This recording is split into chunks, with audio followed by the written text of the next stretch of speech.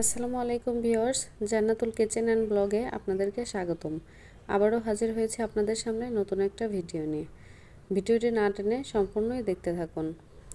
রোজা রেখে সারাদিন কাজ করাটা অনেক কষ্টের ব্যাপার, তারপরেও একা হাতে কাজ করাটা একটু কঠিনই। আর এখানে আমি কিন্তু দুপুরের নামাজ পর থেকেই কাজে লেগে পড়েছি, কারণ আজকে পাশের ফ্ল্যাটে ইফতারি দেব। আর একদিনে সবাইকে ইফতারি দেওয়াটা কিন্তু সম্ভব হয়ে ওঠে না, তাই আমি চেষ্টা করি প্রায় প্রতিদিনই দু এক ফ্ল্যাটে বা পাশের রুমে ইফতারি দেওয়ার।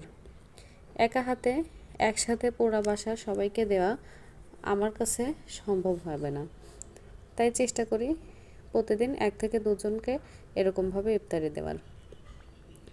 আর এখানে কিন্তু আমি আগে থেকেই ফলগুলোকে ভিজিয়ে রেখেছি, কারণ 10 থেকে 20 মিনিট ভিজিয়ে রাখলে তারপরে যদি ফলটা কাটা হয়, এতে যে ফরমালিনটা থাকে একটু হলেও কিন্তু আমাদের শরীরে ক্ষতিটা কম করবে। আর এখানে আমি সম্পূর্ণ মশলা বের করে রেখেছি। এখন একে একে কাজগুলো করে নিয়েছি।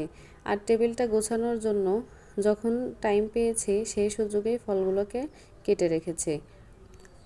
এখন একে একে টেবিলটা গুছিয়ে নেওয়ার পালা।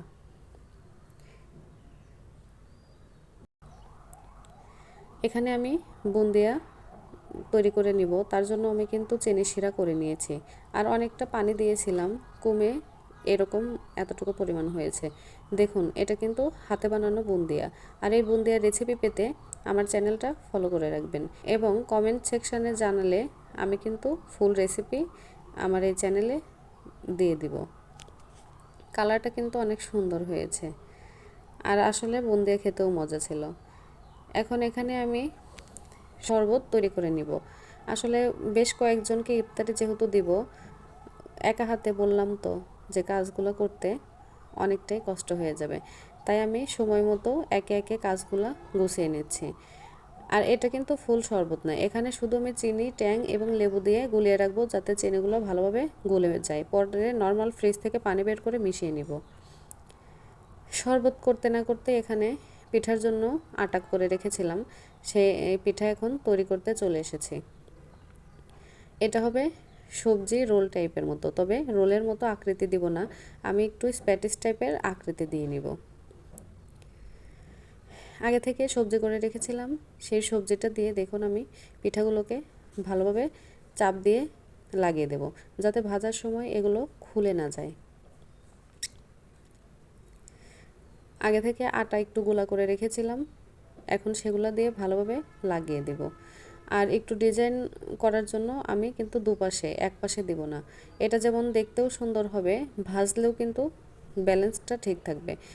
দুইটা ভাজি যদি একদিকে দেয়া যেত, তাহলে কিন্তু একদিকে পুরুত্বটা বেশি হয়ে যেত, খেতেও অতটা ভালো লাগতো না এবং ভাজার পরেও মচমচে থাকতো না। আর এটা কিন্তু লুচির থেকে আর একটু বেশি করে বেলে নিতে হবে। আপনারা চাইলে যে কোনো শেপই দিয়ে নিতে পারেন। আর রোজা থেকে সারাদিন নামাজের পরে এই কাজগুলো করা একটু কষ্টসাধ্যই হয়ে যায়, আর সারাদিনে সেভাবে সময়ও কিন্তু পাওয়া যায় না। সারাদিন রোজা রেখে নামাজ পড়তে হয়, কোরআন পড়তে হয়, স্টুডেন্ট আসে তাদের পড়াতে হয়, তারপরে এতটা এনার্জি থাকে না যে ভিডিও করব। আর শুধু ভিডিও করলেই হবে না, তো তার সাথে ভিডিওটা এডিট করতে হয়। আসলে অনেকটা ধৈর্য এবং সময়ের ব্যাপার, আর এই কারণেই কিন্তু আমার কিছুদিন ধরে ভিডিও আসে না, ওরকমভাবে সময় কিন্তু পাই না। এখন সারাদিন রোজা রেখে যদি ইবাদতটাই না করতে পারি, তাহলে তো সেই রোজা রেখে কোনো লাভ হবে না। শুধু রোজা রাখলাম, ইফতারি বানালাম আর ইফতারি খেলাম, এটা করলে তো আসলে রোজা হবে না। রোজার অর্থই হচ্ছে আমরা আল্লাহকে খুশি করার জন্যই রোজা রাখি এবং তার জন্যই ইবাদত করি। তো আগে সব থেকে বেশি প্রায়োরিটি থাকবে রোজা রেখে ইবাদত করা। আর ইনশাল্লাহ সবাই দোয়া করবেন, আমি এবছরে 2টা খতম দেওয়ার চিন্তা করেছি। একটা আরবিভাবে পড়ে দেব এবং একটা অর্থসহ পড়ে দেব। আর এটা অনেকটা সময় যেমন লাগে তেমন ধৈর্যও লাগে। ইনশাল্লাহ আমার খতম হয়তো হয়ে যাবে 10 থেকে 12 রোজার মধ্যেই, আর তারপরে আমি কিন্তু অর্থসহ পড়ার চেষ্টা করব। অর্থসহ পড়লে ইসলামটাকে ভালোভাবে আয়ত্ত করতে পারবো। আর এখানে ফ্রোজেন ইফতারিগুলো বের করে রেখেছে। আর এই ভিডিওটা হয়তো আপনারা অনেকেই দেখে ফেলেছেন। আমার ইফতারি আইটেমগুলো কিন্তু ফ্রিজে ছিল। ফ্রিজ থেকে ভাজার 15 মিনিট আগে আমি বের করে নিয়েছি। আর বেশিক্ষণ আগে বের করে রাখলে এটা থেকে কিন্তু পানি ছেড়ে দিবে, তাই ভাজার 10 থেকে 15 মিনিট আগে বের করে নিয়েছি। আর এখানে বেসন গুঁড়া করে নিয়েছি এবং ধনিয়া পাতার বড়া করব। সবগুলোকেই কিন্তু আমি আগে থেকেই রেডি করে নিয়েছি। এখানে পেঁয়াজু করার জন্য আমি ডালও বের করে রেখেছি। দেখুন, কড়াইতে তেল দিয়ে একে একে ভাজার কাজ শুরু করে দিলাম। যেহেতু ইফতারির আইটেম আর এটা ভাজতে গেলে বেশ খানিকটাই সময় লেগে যাবে। ইফতারের 10 থেকে 15 মিনিট আগেই আমি সব রান্না করা শেষ করে ফেলি, কারণ টেবিল গোছাতে হবে এবং ইফতারিটা সামনে নিয়ে একটু দোয়া দরুদ পড়তে হবে। সারাদিন শুধু কাজ করব, রান্না করব, তাতে তো আমার রোজাটা সঠিকভাবে মনে হয় হবে না। আর ইবাদতটাই যেহেতু মেইন, তাই আমি চেষ্টা করি রান্নার পাশাপাশি আমার ইবাদতটা ঠিক রাখার জন্য। এখানে বেগুনগুলোকে ভেজে নিচ্ছি। দেখুন বেগুনের চপটা জানি না ক্যামেরাতে কতটুকু দেখা যাচ্ছে, তবে বাস্তবে অনেক সুন্দর হয়েছিল। মাশাল্লাহ, বেগুনিগুলো অনেক মজার ছিল। এখানে আমি দেখুন ফিশ ফিঙ্গারটা ভেজে নিচ্ছি, আর এটা দুটো দুটো করেই ভেজে তুলে নিব, কারণ বেশিগুলো দিলে হয়তো ভেঙে যাওয়ার সম্ভাবনা থাকবে। ভালোভাবে উল্টিয়ে পাল্টিয়ে ভেজে নেব। আর এটা একদম পোড়া পোড়া করব না, ব্রাউন টাইপের কালার হয়ে গেলেই কিন্তু আমি উঠিয়ে নিব। এই পর্যায়ে আমি তুলে নিচ্ছি। এখন দিয়ে দিয়েছি শাকের পকোড়া, পুঁই শাকের পকোড়া। এটাকে দেখুন ভালোভাবে উল্টিয়ে পাল্টিয়ে ভেজে তুলে নিচ্ছি। আর একের পর এক দেখুন আমি সবগুলোকে তুলে নিয়েছি। সবগুলো কিন্তু ভিডিও করা সম্ভব হয়নি, একা হাতে রান্না করেছি প্লাস ক্যামেরা ধরেছি, এটা একটু ইম্পসিবল ছিল, তাই যতটুকু পেরেছি আপনাদের সাথে কিন্তু আমি শেয়ার করেছি।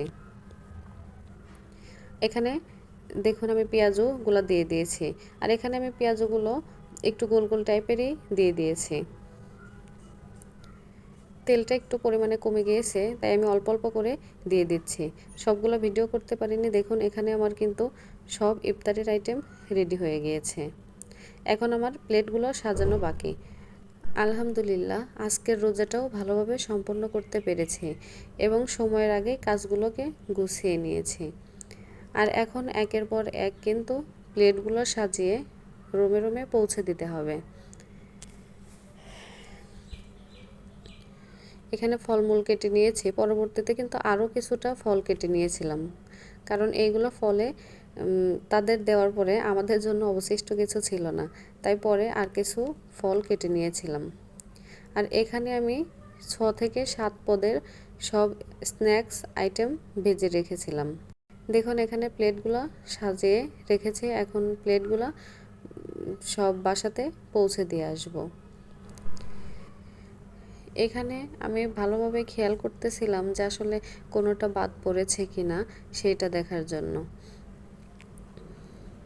একে একে কিন্তু প্লেটগুলো রেডি করে নিচ্ছি আর পাশাপাশি রুমে রুমে পৌঁছে দিচ্ছি। সময়ের আগেই ইফতারিটা পৌঁছানোর চেষ্টা করেছি। আর নিজেদের জন্য অল্প কিছু ইফতারি রেখেছিলাম। দুজন মানুষ, বেশি কিছু রাখলে খাওয়া হবে না, অযথাই নষ্ট হবে। পরবর্তীতে আপনার ভাইয়া তরমুজ নিয়ে এসেছে, সেই প্লেটগুলোতে দেখুন আবার পরে তরমুজটা দিয়ে দিলাম। আর বললাম না, ফলগুলো ফুরিয়ে গিয়েছিল, পরবর্তীতে নিজের জন্য এবং আপনাদের ভাইয়ার জন্য কেটে রেখেছি। আর এখানে দেশি ফলগুলো রাখারই বেশি চেষ্টা করেছি। আর সিজনাল ফল হিসেবে আমি বড়ইটাও রেখেছি। আমি যেহেতু শরবত খাবো না, শুধু লেবু পানি খাবো। সারাদিন পরে চিনিটা আমাদের শরীরের জন্য বেশি ক্ষতি করবে। ইফতারির পরে নামাজ শেষ করে টেবিলটা গুছিয়ে নিলাম। অনেক থালাবাটি জমেছিল, আর এখানে এই খাবারগুলো বেঁচে গিয়েছে। ওই যে বললাম নিজে অত ভাজে ভুজে কিছু খাই না। নামাজ শেষ করেই দেখুন এশার আগেই রান্নাটাও শেষ করতে হবে, কেননা সেহরির জন্য রান্নাটা এই রাত্রেই আমি করে রাখি। শুধুমাত্র ও রাত্রে খাবারটা গরম করে তারপরেই খাই, না হলে এশা নামাজ পড়ে তারাবি পড়তে পড়তে অনেকটা রাত হয়ে যায়। তারপরে শোয়ার পরে কিন্তু ওরকম উঠে আবার রান্না করতে মন চায় না, তাই এই রাত্রে কিন্তু আমি সব রান্নাগুলো করে রাখি। এখানে আমি রুই মাছ একটু হালকা পাতলা ঝোল টাইপের করে নিলাম। যেহেতু মানুষ দুজন, শুধুমাত্র ও রাত্রেই খাবো, এ রাত্রে হয়তো নাও খেতে পারি। আর আমাদের কিন্তু ইফতারের পরে এই রাত্রে তেমন একটা খাওয়া হয় না। দেখুন মাছটা কিন্তু ভালোভাবে কষানো হয়ে গিয়েছে। এখন আমি পানি দিয়ে নিলাম।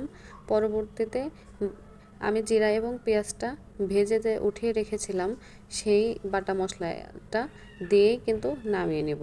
ঝোলটা আর একটু কমে এলে নামানোর একটু আগে ওটা দিয়ে দিতে হবে। আর এখানে ছোট মাছ, পুঁই শাক এবং আলু দিয়ে চচ্চড়ি করে রেখেছিলাম। সারাদিন রোজা রেখে মাছ মাংসর থেকে ছোট মাছটা, শাক এগুলাই বেশি পছন্দ করি। আর এগুলা দেখুন বড় বড় সাইজের পুঁটি। আর আমার কাছে পুঁটি মাছ ভাজাটাই বেশি মজা লাগে। আর এখানে আমি পুঁটি মাছগুলা ভেজে নিলাম। আর গরম গরম পুঁটি মাছ কিন্তু অনেকটাই মজা লাগে। পরবর্তীতে সেহরিতে খাওয়ার সময়ে সামান্য একটু ভিডিও করতে পেরেছি।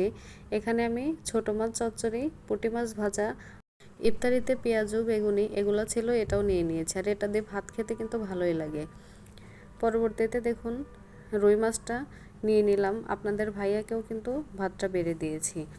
আর আজকে এভাবেই আমাদের সন্ধ্যার ইফতারি থেকে সেহরি পর্যন্ত আমি সময় কাটিয়েছি।